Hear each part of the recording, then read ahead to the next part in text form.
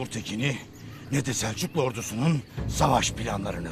Ben istediğimi çoktan aldım Ertokuş. Seni Ögeday'a yollayacağım. Sultan Alaaddin, şanlı komutanının elimizde olduğunu öğrenince ne düşünecek dersiniz ha?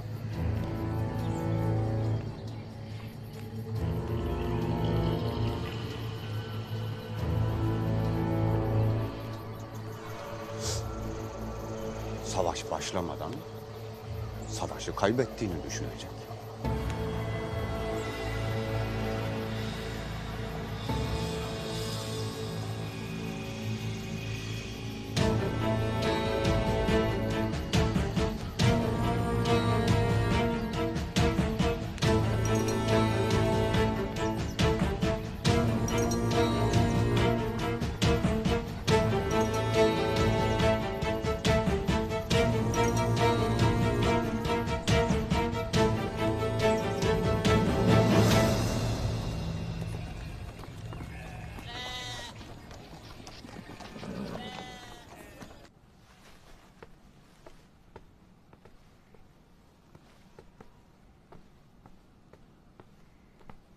Gündoğdu sözlerime ikna oldu. Onun sayesinde Ertuğrul'a ulaşacağım. Ya sonra? Ertuğrul hak ettiğini bulacak. Yağlı bir urgan.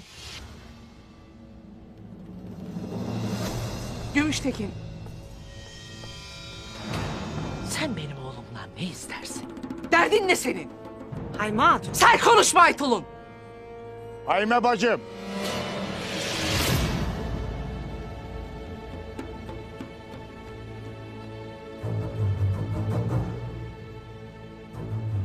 Beni iyi dinle abi.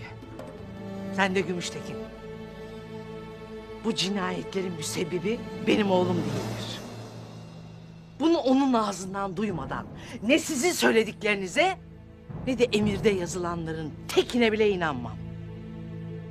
Eğer ısrar ederseniz, eğer obandaki beylerin ahalinin ağzından laf almak için zulmederseniz, yarından tezi yok kayılar yola çıkar.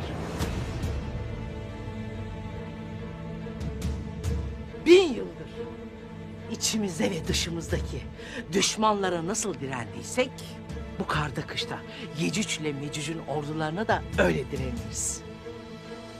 Bunu da böyle bilesiniz. Hayme ana. Elimde koskoca Selçuklu Devleti'nin emri var.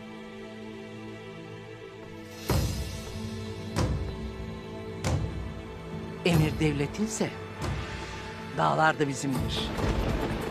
O Saadettin Köpek denen adama böyle söylersiniz.